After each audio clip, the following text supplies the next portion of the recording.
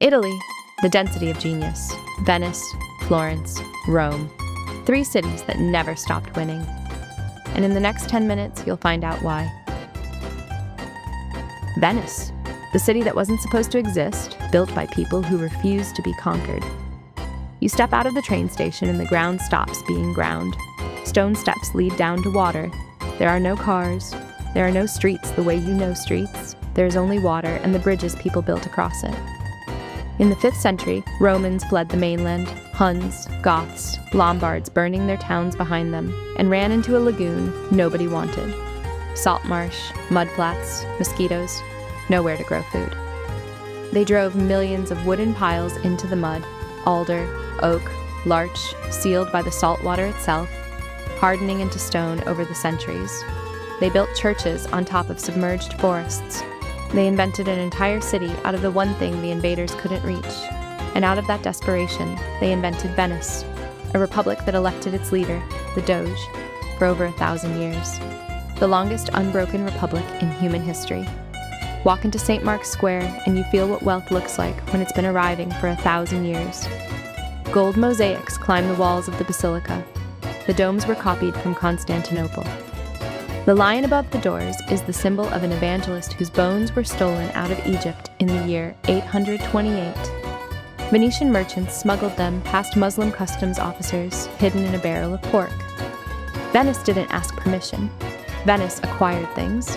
Every column, every relic, every fragment in this square was paid for by someone, somewhere, who had no choice. Glad you're still here. Subscribe to GoBeyondia. For 500 years, Venice ran the Mediterranean. Its merchant fleet outnumbered every European navy combined. Its glassmakers were forbidden by law from leaving the lagoon. Execute the recipe abroad, and assassins were sent. Its bankers invented double-entry accounting, the foundation of modern finance. Its arsenal could build a fully equipped warship in a single day, and did, repeatedly, for the visiting kings of France. The Venetians weren't generals, they were operators, and they ran the most efficient state in pre-modern Europe.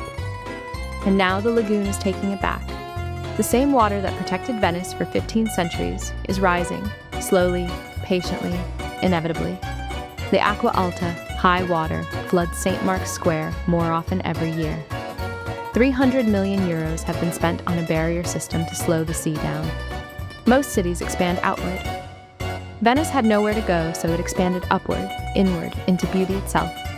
A city built on water became the most coveted city on earth. Refugees built it, empires envied it. The sea is still trying to take it back. The journey continues as every place has a story, and the next city changed how the world thinks. Subscribe to GoBeyondia. Florence, the city that taught the West how to look at itself. You step out into a street barely wider than your arms, and the city closes around you. Yellowstone, the smell of leather and espresso, a bell from somewhere overhead. And then you turn a corner and the Duomo rises above the rooftops, exactly the way Brunelleschi meant it to. For more than 100 years, this cathedral had a hole in the roof.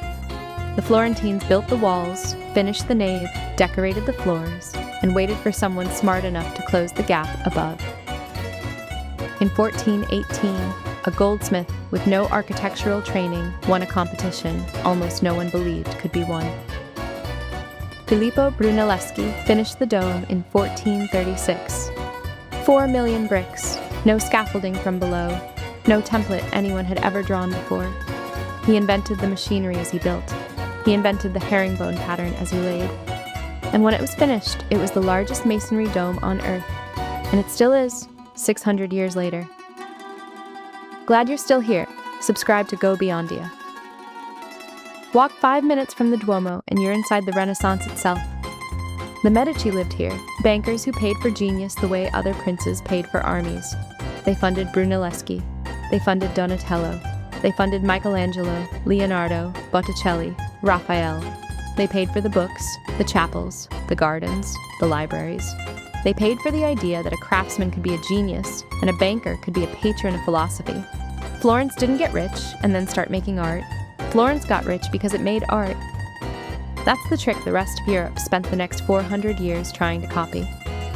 At the heart of the city, the the Galleria dell'Accademia. Inside, Michelangelo's David, 5 meters of marble carved from a block 2 earlier sculptors had given up on. He started at 26. He finished at 29. A few minutes south, the Uffizi, 6 centuries of masterpieces hung on the same walls.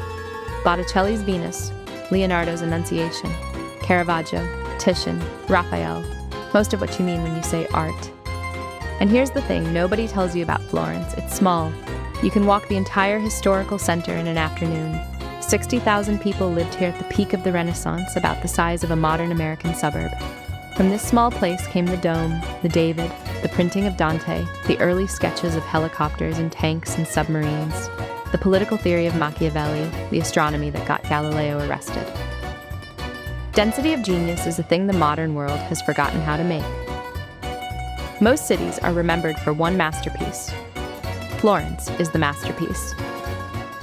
The Renaissance didn't happen in Florence. The Renaissance was Florence, and it's still here, in every street, every stone, every face that turns to meet your own. The journey continues as every place has a story, and the next city built the world we still live in. Subscribe to GoBeyondia.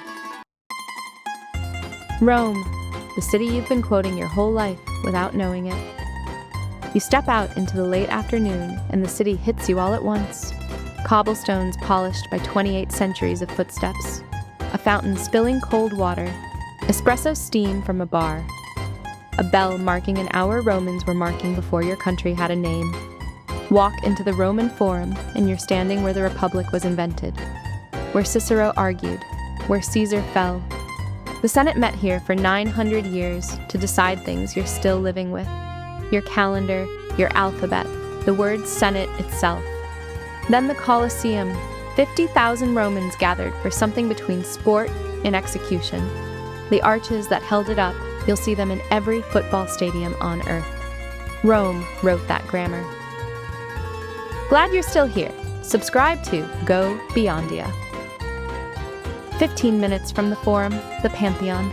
Push the bronze doors, step inside, look up. Built around 125 AD by Emperor Hadrian. Still the largest unreinforced concrete dome on Earth. A record it has held for 1,900 years. Brunelleschi studied this dome before he built the one in Florence. Michelangelo studied it before he built St. Peter's. You're standing inside the room that taught the world how to build up. Step back outside. Rome doesn't preserve itself like a museum. Rome lives. Toss a coin into the Trevi. Climb the Spanish steps. Cross the river to Trastevere, where the trattorias have been pouring wine since the Renaissance. Order cacio e pepe. 3 ingredients, 1 dish, perfect since the legions ate it on the road. Rome is the rare city where ancient and modern share a table without arguing. Still with us? Subscribe to GoBeyondia. We're nearly home. Look back at the trip that brought you here. Venice taught you how a city can be willed into existence. Florence taught you how a city can teach the world to think. And Rome is what happens when both lessons compound for 2,000 years. Roman law became most of the world's law. Latin became the bones of every Romance language.